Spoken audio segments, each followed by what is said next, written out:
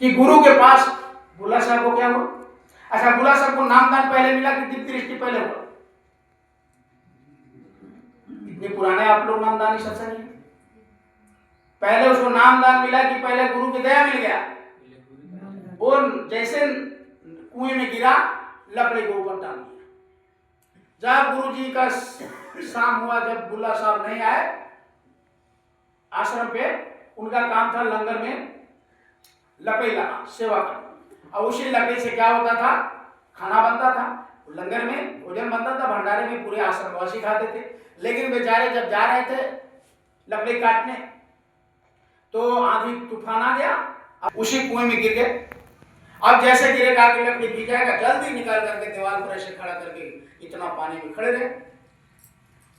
जब शाम हुआ, जब लंगर में ये नहीं पहुंचे, तब गुरुजी पूछे, वो तो सब जाने थे, वो तो जान ही रहे थे कि क्या हुआ है, उन्होंने तो लीला किया था। उस दिन क्या किए थे, एक गठर लाना था उसको। अब उस दिन क्या किए, सुनो इधर क्या करता है, तो लकड़ी काटते हैं और एक गठर ले आकर के भंडारे में सरकार रखते। यही सेवा आपने बताया था, यही सेवा करते हैं। अरे तो एक गठरी लाते हो और लकड़ी भंडारे में रखते हो, तो भोजन कहाँ करते हो? तो उसी भंडारे में। अरे तो भंडारे में भोजन करता है तो उसके बदले में तो लकड़ी खत्म हो गई, परमार्थ क्या करते हो? अरे रोटी खाता है, लकड़ी के बदले में तो सड़ गया, तो परमार्थ क्या करते हो? तो जो सरकार का हुक्म कहा कि 2 गठर लाना पड़ेगा, तो 2 गठर का आदेश हो गया था। अब एक तो ये गठर काटते थे, अब दूसरा गठर भी लाना, तो भार जैसे और लाता था, वही लेकर आ रहे थे, बेचारे गिर गए कुएं में, लेट हो गया 2 गठर काटने में। गुरु जी आश्रम में ही लेट कर दिए, बात करते करते अब टाइम हो गया, भागो तुमको 2 गठर लाना होगा, जाओ। अब गए तो जल्दी काट करके शाम हो गया, जल्दी आ रहे थे खड़ा होकर के। अब गुरु जी तो जानते ही थे, जब चले एक साथी ये आश्रमवासी को लेकर, बच्चे को किसी को लेकर के चलो खोजो ढूंढो कहाँ है।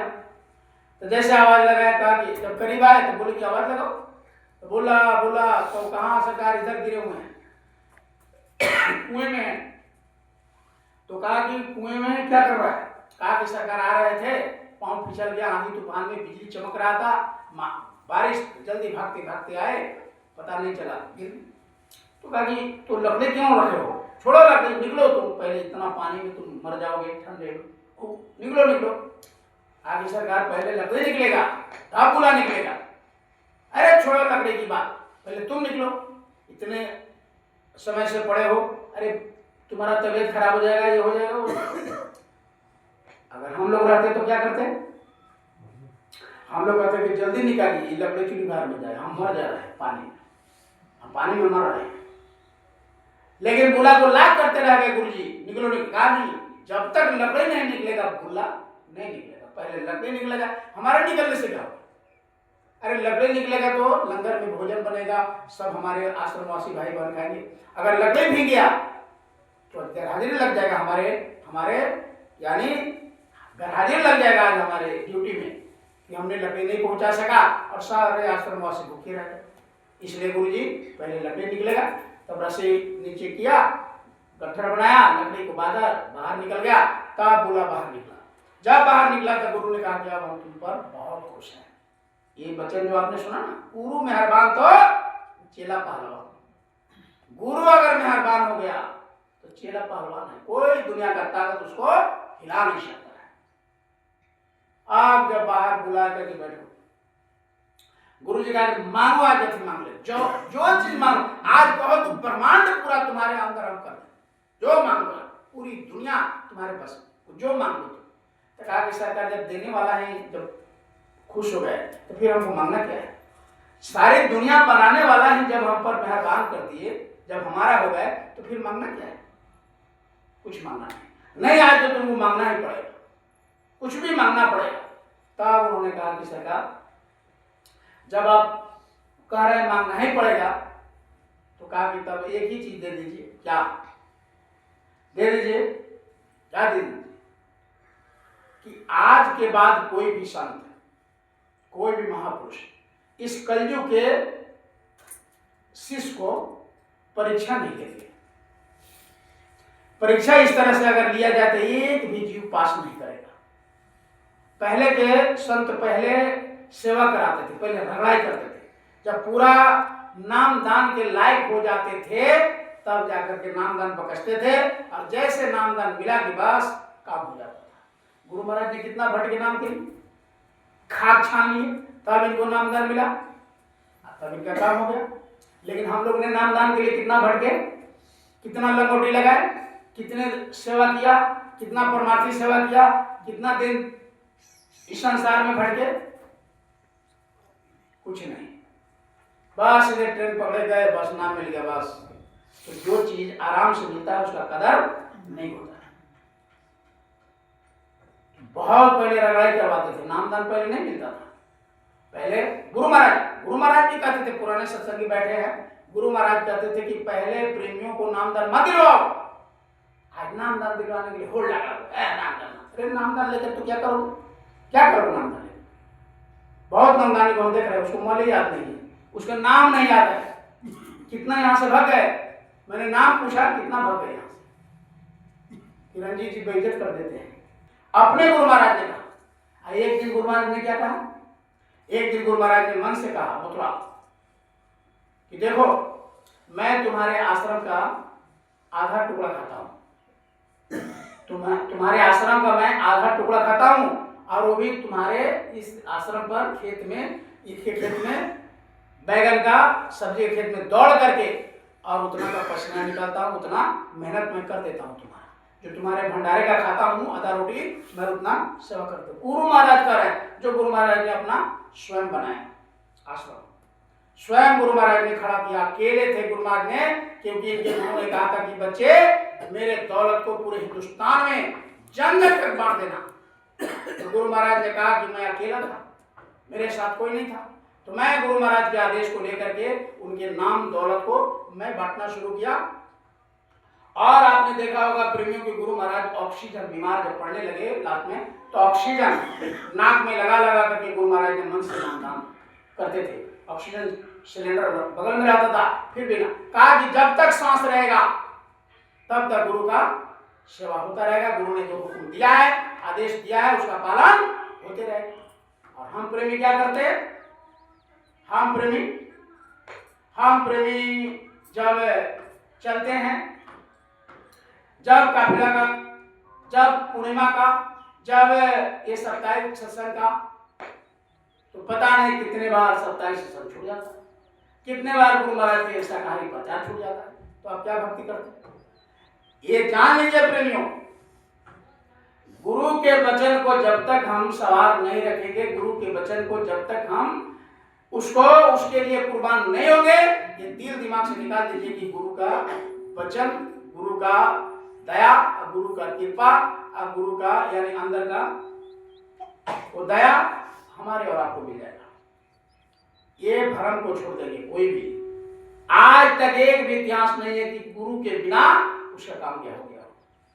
जब तक गुरु का बस कुछ नहीं काम है, गुरु का खुश हो जाते हैं जब उनके आदेश का पालन हो जाता है। बस गुरु के वचन पर जब कोई कुर्बान होने लगता है तो गुरु धीरे से करोड़ों के बीच में से एक को निकाल देते हैं, करोड़ों के बीच में से दया कर देते हैं, करोड़ों के बीच में से कृपा कर देते हैं। तो प्रेमियों ये शांत मत है, इसमें कुछ नहीं है, कोई इसमें आडंबर नहीं है, सीधा गुरु सर्वोपरि गुरु होते हैं।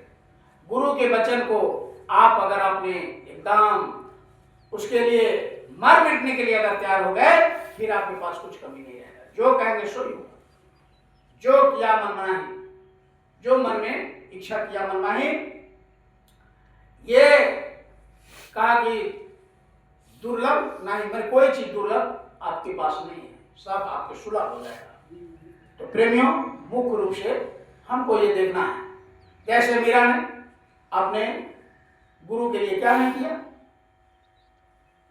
कितना तड़पे मीरा ने, और कहा कि गली गली हरि गुण गाने लगी, मीरा दीवानी कहाने लगी, बैठी संतों के संग चढ़ी गुरु का रंग, हरि गुण गाने लगी, मीरा दीवानी गाने लगी। तो दीवानी लोग कहने लगा, उस समय उस जमाने का पैर बांध लिया, घुंघरू बांध लिया, और गली गली छम छम छम छम करके लोग कहते तेरे आ गई, वो सत्संग होगा, ये होगा, वो गली गली जब उस समय चमार को जाति कह कहा कि जात पात कुछ नहीं, कोई हरि के भजे सो हरि क्यों नहीं।